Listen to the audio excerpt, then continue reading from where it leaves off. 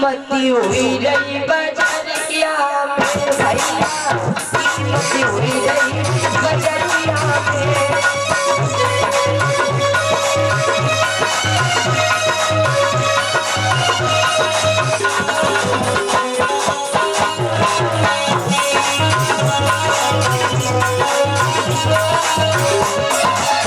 काशी की बीच नगरिया में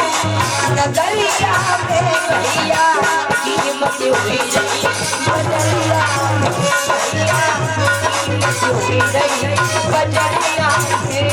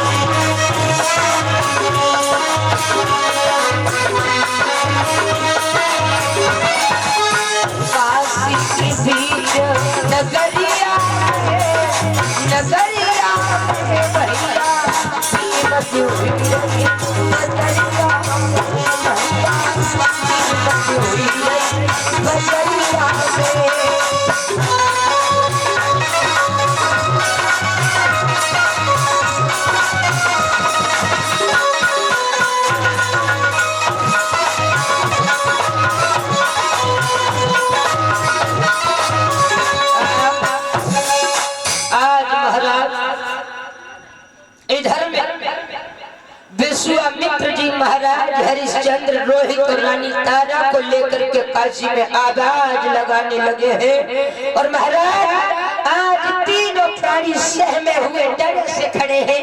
और इधर में एक कालू नाम का मेहतर आया, उसने विश्वामित्र जी को 20 भार सोना दिया और 20 भार सोना देकर के राजा हरिश्चंद्र को लेकर के चला गया। महाराज हरिश्चंद्र अपनी रानी तारा और बेटा रोहित को देख रहे, इधर में मैया तारा रो रही है, बेटा भी रो रहा है। और उसी समय एक ब्राह्मण और ब्राह्मणी आए हैं जिसने 40 भार सोना दे करके महाराज रानी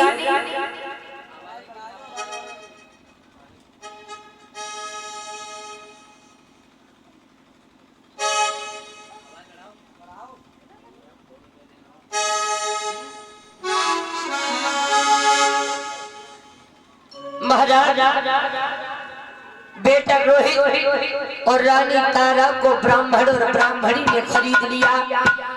और इधर में महाराज हरिश्चंद्र को उस मेहतर ने एक घड़ा पकड़ा दिया है और जवाब दिया कि तुम्हें रोज पानी भर के लाना होगा। महाराज हरिश्चंद्र पानी भर के लाते हैं। और इधर में रानी तारा जो है ये भी महाराज ब्राह्मण के यहाँ पर सारा काम करती है। और इधर में रानी तारा भी पानी भरने के लिए गंगा के घाट पर पहुंच गई। और इधर में महाराज हरिश्चंद्र घड़ा को भर लिया है, लेकिन घड़ा उठ नहीं रहा है क्योंकि महाराज हरिश्चंद्र ने कुछ खाया नहीं था, शरीर कमजोर पड़ गया था क्योंकि वो एक मेहतर के यहाँ पर थे। और इधर में रानी तारा को देखा तो घड़ा नहीं उठ रहा। महाराज हरिश्चंद्र कहने लगे कि रानी मुझे घड़ा को उठवा दे। रानी तारा कहने लगी कि महाराज मैं आपको ये घड़ा नहीं उठवा सकती। क्यों? क्योंकि आपके पास जो घड़ा है वो एक मेहतर का है और मेरे पास जो घड़ा है वो एक ब्राह्मणी का है, इसीलिए मैं आपको घड़ा नहीं उठवा सकती। लेकिन एक उपाय है, आप थोड़ा जल के भीतर जाइए, ये घड़ा उठ जाएगा। महाराज हरिश्चंद्र ने वैसा ही किया।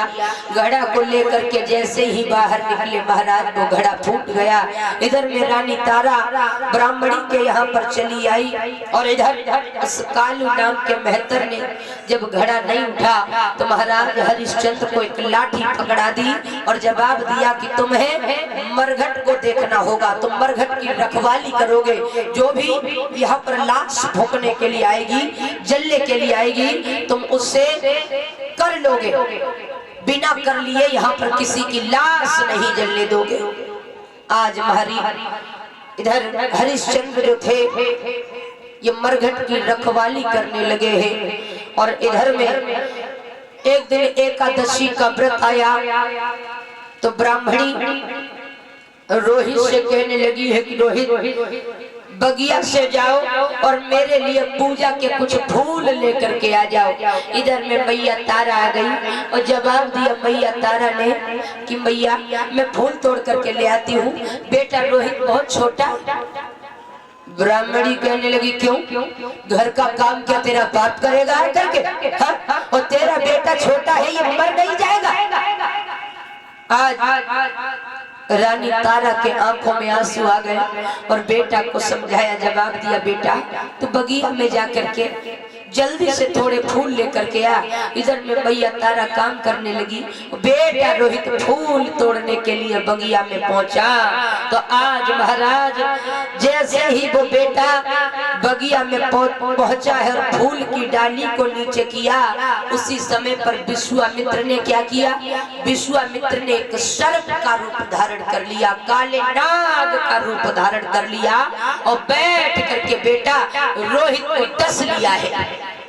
और जब बेटा रोहित को डस लिया, इधर में बेटा रोहित तड़प रहा है, रो रहा है, मैया मैया चिल्ला रहा है। और विश्वामित्र जी ने साधु का रूप धारण करके इधर काशी की नगरिया में आवाज लगा दी है। कैसे?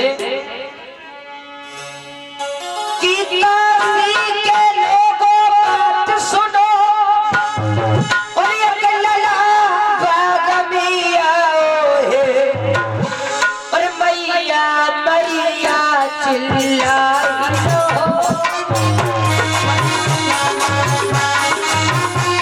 मैया मैया चिल्लाई रहो, सागने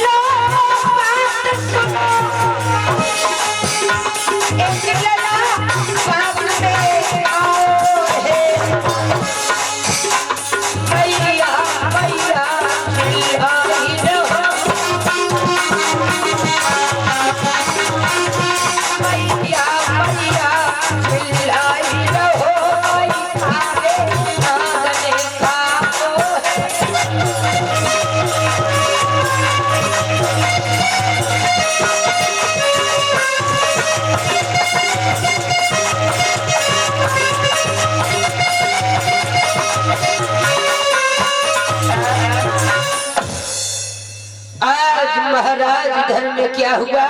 आवाज लगा दी है विश्वामित्र ने कि एक लड़का बगिया में फूल तोड़ने के लिए गया था, महाराज उसको काले सर्प ने डस लिया है, वो अपनी मैया को पुकार रहा है। और जो ये शब्द आज मैया तारा के कानों में पहुंचे, मैया तारा झटपटाने लगी है और दौड़ करके ब्राह्मणी के पास गई। जवाब दिया, मैया मेरा बेटा रोहित बगिया में गया है, क्या मैं उसको देख सकती हूँ?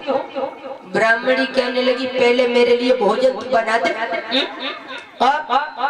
तेरा रोहित मरा नहीं जा रहा है, उसको किसी नाग ने नहीं डसा होगा। मैया भोजन बनाने लगी है।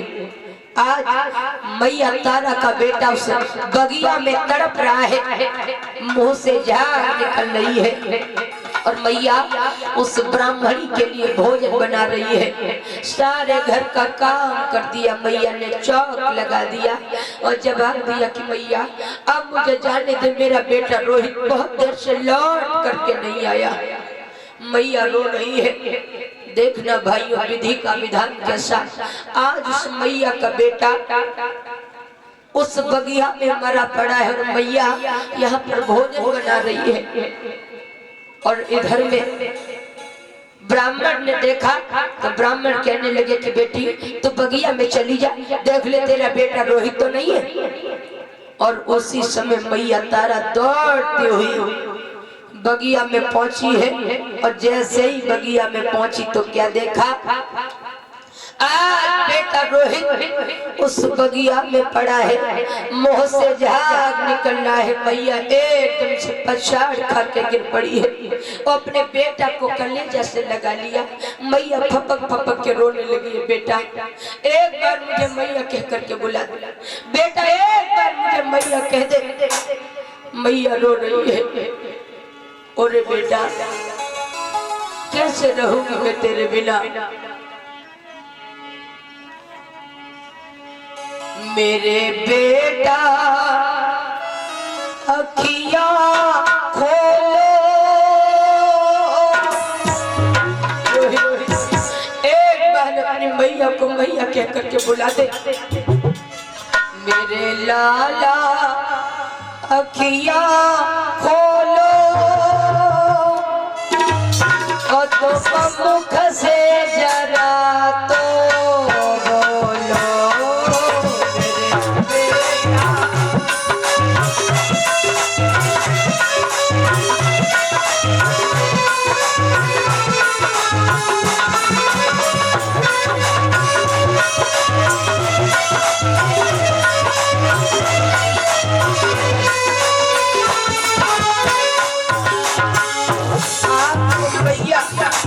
अपने बेटे को सीना से लगा रही है।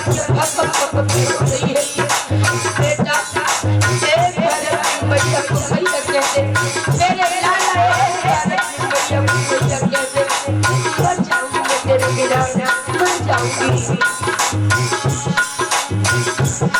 मेरे बेटा अखियां खोलो,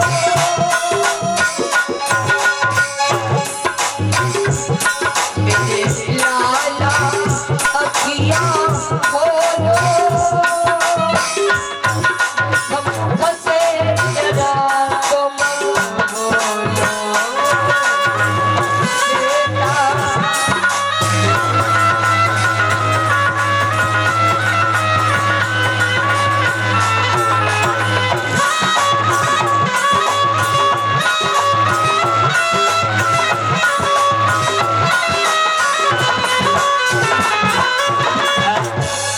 आज इधर में महाराज क्या हुआ, रानी तारा अपने बेटा को सीना से लगा करके फपक फपक के रोने लगी। ओरे बेटा रोहित मैं मर जाऊंगी तेरे बिना, कैसे जीऊंगी, मेरा तू ही सहारा था। मैया ने सीना से लगा लिया है अपने बेटा की लाश को, कभी घोटों पे रखती है, कभी सीना से लगाती है, रो रही है मैया।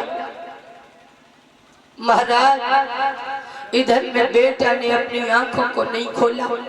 मैया ने अपने बेटा रोहित को गोदी में उठा लिया और शमशान की तरफ जा रही है मैया।